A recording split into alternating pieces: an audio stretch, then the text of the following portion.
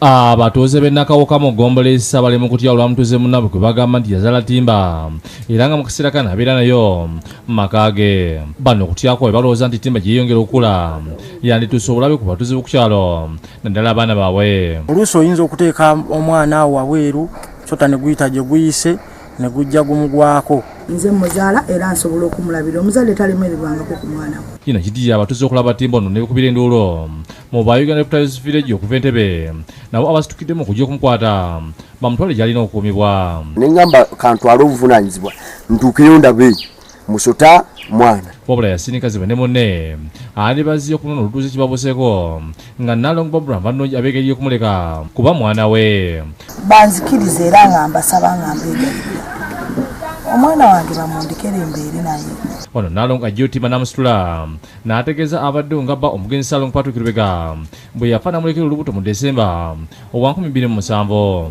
Olubuto bwe luluma omuntu samanya nti ndi wakuzaala naliwo ne muganda wange oyo tutamuloge n'okufuna obuyambi bw'entambula omuye mumuzaalira mu lusuku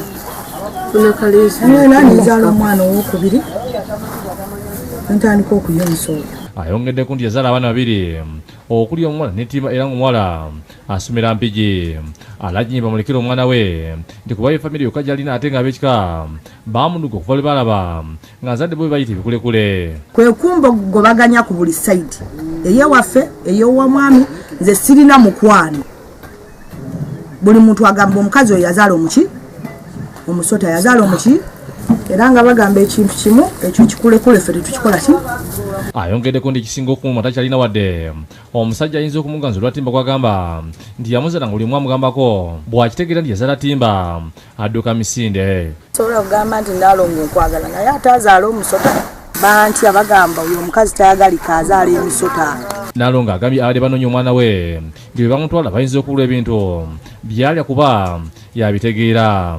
Ekyo kyo kizibu kuba mwana wange sijja gendanga mu bisolo kumulambulira mu liki ate siba na bukakafu kakasa nti ajja kubeerawo ng'ali bulungi kubanga buli naku alina okulya amagi agasukka mu 40 oluvannyuma alinaku 2 aba alina okulya enkoko. Akkaatiriza nti babiri bagumu ajja kumukuma bulungi tajja kutuusa bulabe ku bantu nti kuba yamuzimira n'ennyumba ye mwabeera mwe yeeyagalira era ng'asuubiza nti nja kumukuuma bulungi awatajja kubeerawo mutawaana.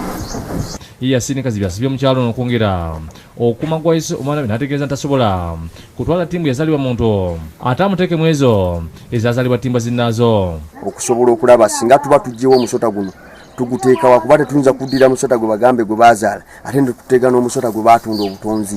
Bo balirwana b'omukyalo no basabira ekikwatako okubeera n'omutima omuzadde omukyala amulekera omwana we gwakuziza nga tewali gwatusizaako buzibu.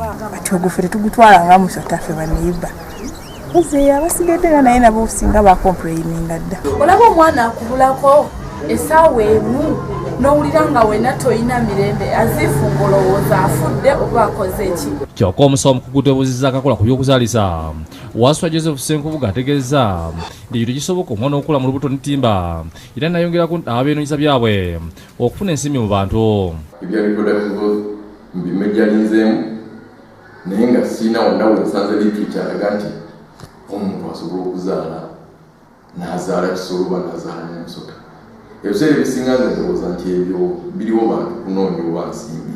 Bajje bamulabeko bamanye nti omuntu ku nsi abeera n'omwami n'azaala omwana omulamu omuntu ate n'azaala neki n'azaala n'ekyewalula.